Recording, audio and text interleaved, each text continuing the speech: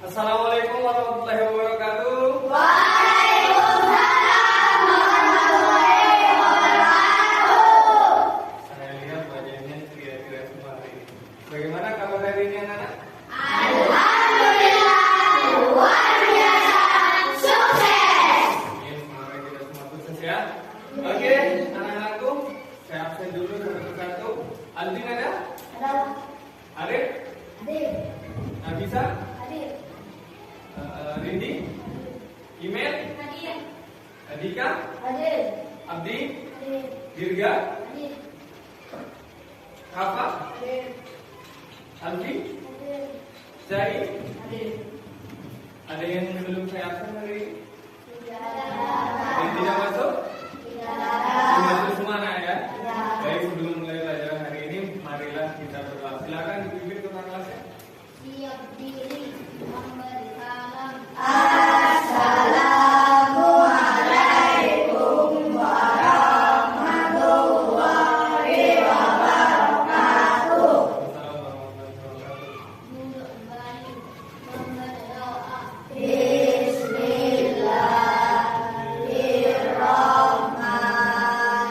Bismillahirrahmanirrahim. Rabbi zidni ilma warzuqni fahma.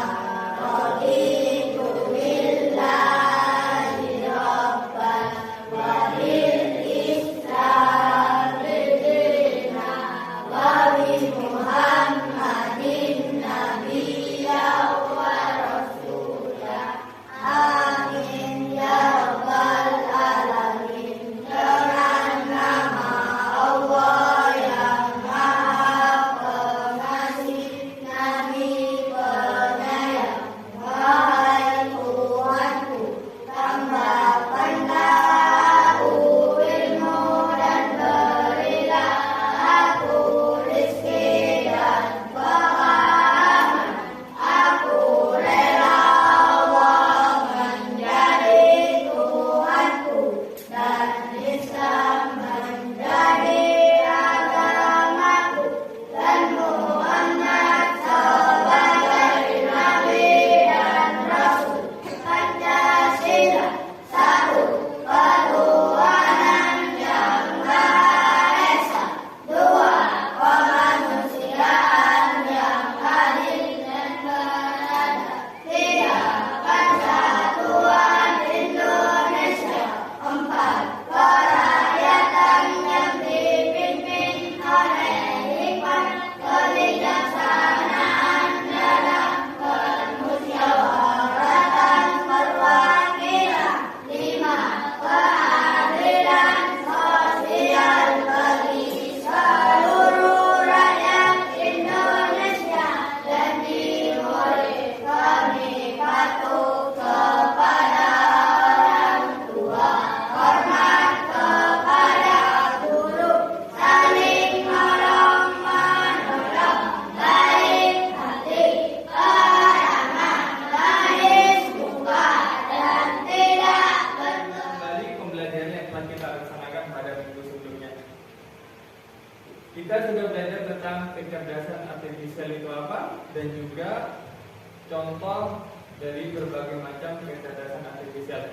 Ada yang bisa menyampaikan kepada saya apa itu arti kecerdasan artifisial? Email. Kecerdasan buatan manusia Kecerdasan buatan manusia. Ada jawaban lain? untuk membantu manusia mengerjakan Untuk membantu. pekerjaan saya. Oke, untuk membantu pekerjaan sehari-hari. Ya, benar. Atau ada jawaban lain? Ya, ada juga. Oke, program yang belajar dari data. Benar semua ya? Kecerdasan artifisial adalah program atau mesin yang belajar dari data. Ya. Yang apa tadi?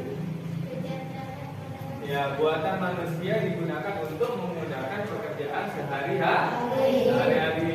Betul. Terus contoh dari kecerdasan artifisial kemarin, ya? Canva bisa. Google Maps, ChatGPT, Google Assistant, atau ada lagi? Oh, Gemini, ya. Betul semua. Mari kita tepuk tangan. Kalian sudah tahu apa itu pengertian dari kecerdasan artifisial dan juga macam-macamnya. Selanjutnya, dalam penggunaan kecerdasan artifisial itu tentu kita sebagai pengguna tidak serta-merta dalam hal penggunaannya. Kenapa? Karena di situ ada yang namanya etika penggunaan kecerdasan artifisial dan juga keterbatasan kecerdasan artifisial yang akan kita pelajari dalam pelajaran kita hari ini.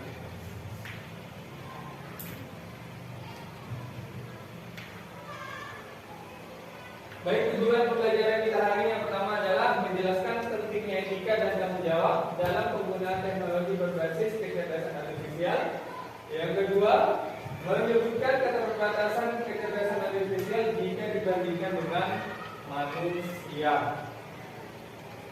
Baik, sebelumnya Pak Prahidi akan memberikan video, menampilkan sebuah video.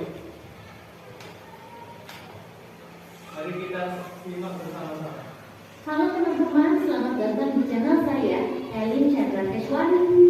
Pada video kali ini, saya ingin membahas topik yang sangat penting, yaitu etika dalam menggunakan teknologi AI atau kecerdasan buatan.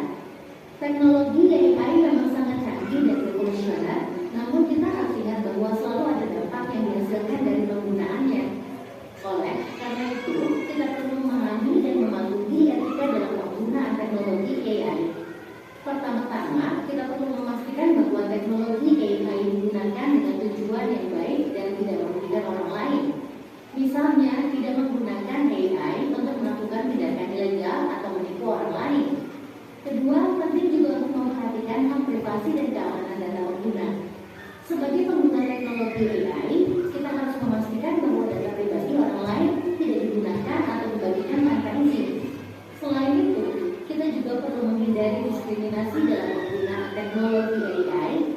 Kita harus memastikan bahwa AI tidak digunakan untuk menyalahi hak dan kebebasan orang lain berdasarkan latar belakang etnis, jenis kelamin, agama, dan sebagainya. Pengembang teknologi AI juga perlu memastikan bahwa mereka mengikuti standar etika dalam pengembangan dan penggunaan teknologi AI.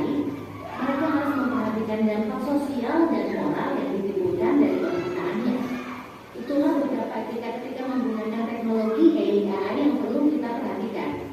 Kita semua bertanggung jawab untuk memastikan bahwa teknologi AI digunakan dengan benar dan tidak merugikan orang lain. Mari kita bersama-sama menciptakan dunia yang lebih baik dengan menghargai etika dalam penggunaan teknologi AI. Terima kasih telah menonton video ini. Jangan lupa like, komen, dan subscribe ya. Sampai jumpa lagi di video saya selanjutnya.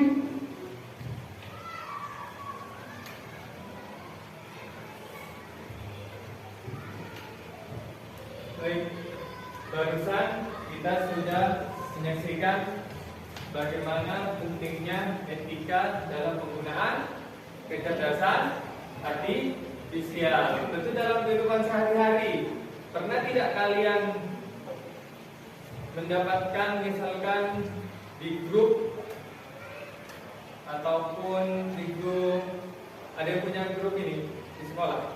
Punya? Ada yang tidak punya, ya. Atau begini, kalian pernah melihat misalkan di sebuah media sosial misalkan ada wajah seseorang yang diubah misalkan? Pernah?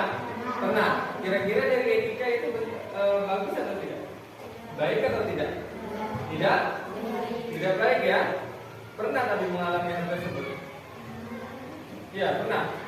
Atau misalkan wajahnya si A misalkan diubah menjadi wajahnya si B. Jadi terlihat lebih buruk misalkan ya. Itu nggak baik ya, ya.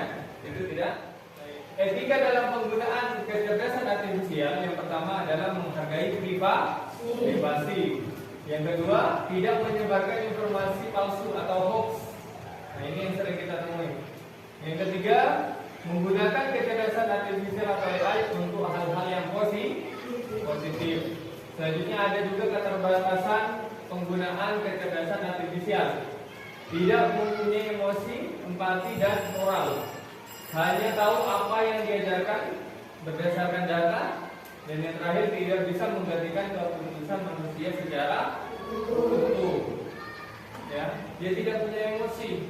Sebagai contoh, ya, kalau misalkan terlambat mengumpulkan tugas, kalau misalkan sudah terlambat melalui pengiriman tugasnya, misalkan pukul 12 ada cut off-nya, tapi kalian tidak mengirim, otomatis secara sistem sudah tidak bisa terkirim ya, karena sudah terkunci. Dia gak punya emosi, gak punya empati. Ya, tapi kalau misalkan manusia masih punya empati ya. Contohnya misalkan ada si A misalkan tidak bisa mengirim tugasnya karena dia di rumahnya tidak memiliki akses internet atau internetnya lagi mati atau listriknya padam misalkan ya. Kalau manusia masih bisa menerima, kalau ada Bapak Guru misalkan ya mendapatkan hal yang serupa, tentu Pak Prayudi akan memberikan toleransi, memberikan empati. Ya, kalau kecerdasan artifisial nggak bisa seperti itu sayang ya. Paham ya? Video, mari kita saksikan bersama, kita cermati apa yang ada dalam video tersebut.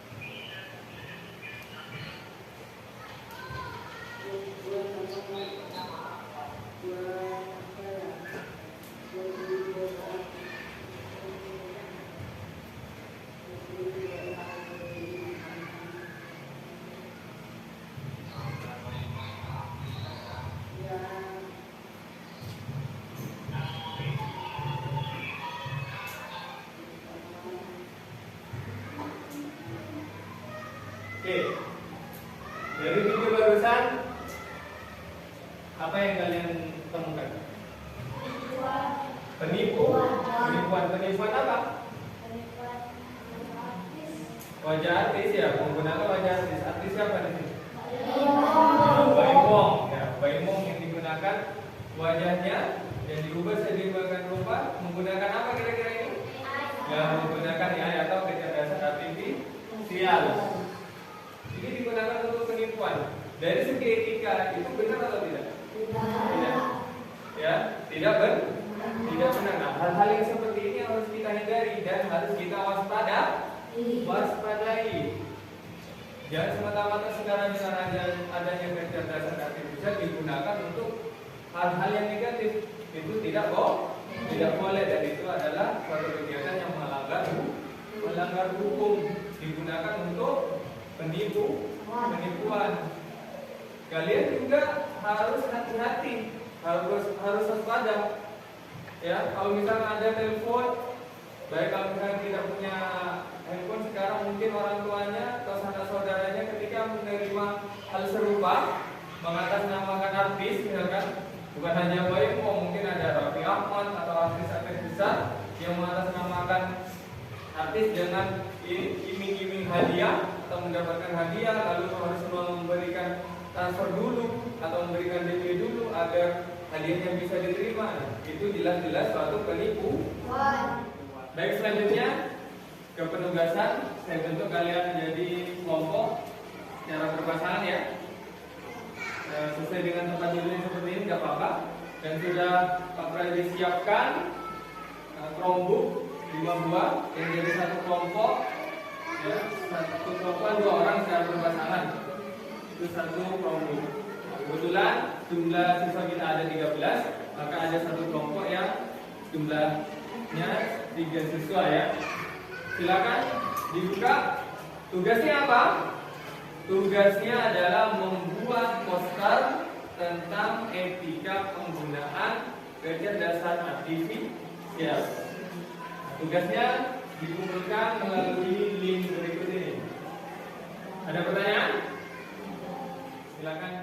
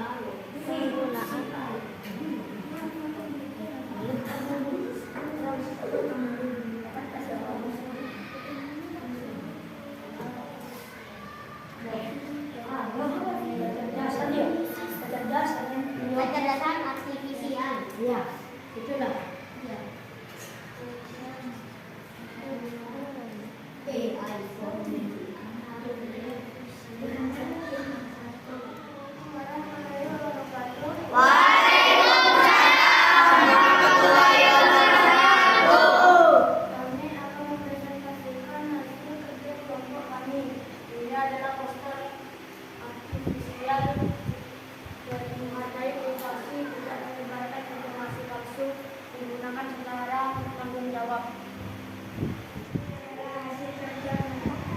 Poster etika penggunaan kecerdasan artifisial. Etika penggunaan hal adalah perangkat, prinsip, moral, dan nilai yang memastikan teknologi kecerdasan membuat, dikembangkan, dan digunakan secara bertanggung jawab. Baik, terima kasih. Sudah ada beberapa kelompok yang sudah menyampaikan hasil kerja kelompoknya, yaitu tentang poster etika penggunaan kecerdasan artifisial.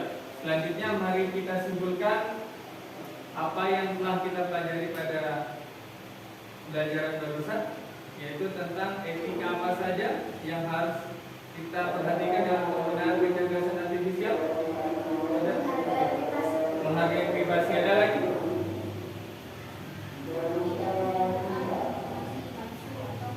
Ya, tidak menyampaikan informasi palsu atau hoax, ya. Atau ada lagi?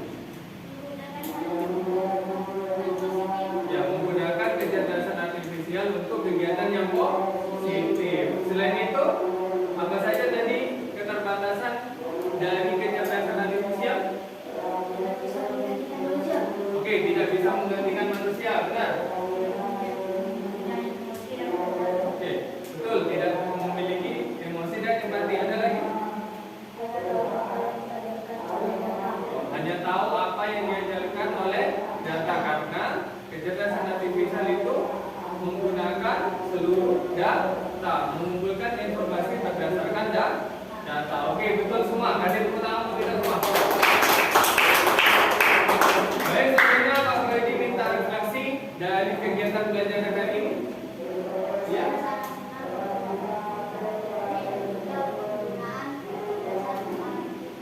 Oke, semuanya senang? Kalau semuanya senang, tepuk tangan untuk kita semua. Baik, anak-anakku, pada pertemuan selanjutnya kita akan mempelajari tentang prinsip-prinsip yang harus diperhatikan dalam penggunaan kecerdasan artifisial ini. Baik, terima kasih atas perhatiannya. Mari kita akhiri kegiatan ini dengan bacaan hamdalah. Alhamdulillahirabbil alamin. Terima kasih atas perhatiannya. Saya akhiri. Assalamualaikum warahmatullahi wabarakatuh. Assalamualaikum warahmatullahi wabarakatuh. Waalaikumsalam warahmatullahi wabarakatuh. Pertama-tama saya ucapkan terima kasih.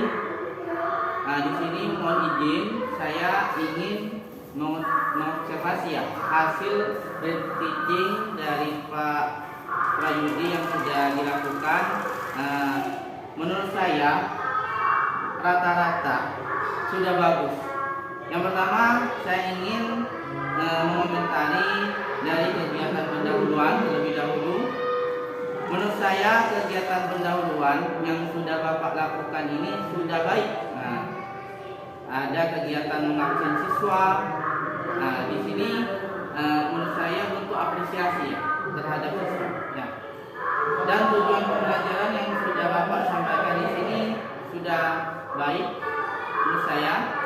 Tapi ada beberapa mungkin yang perlu ditambahi, seperti adanya speaking atau kegiatan-kegiatan yang lain seperti motivasi untuk apa kedepannya siswa itu bisa sebelum belajar itu bisa lebih semangat, bisa belajar itu jadi lebih menyenangkannya.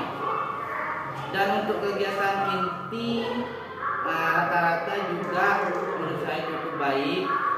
Di sini Pak Prayudi dalam penggunaan media pembelajaran saya nilai sudah bagus. Di sini menampilkan studi kasus yang sedang marak di masyarakat. Menurut saya itu sangat cocok disampaikan ke siswa. Mungkin itu saja dari kegiatan inti. Dari kegiatan penutup tidak banyak dari saya.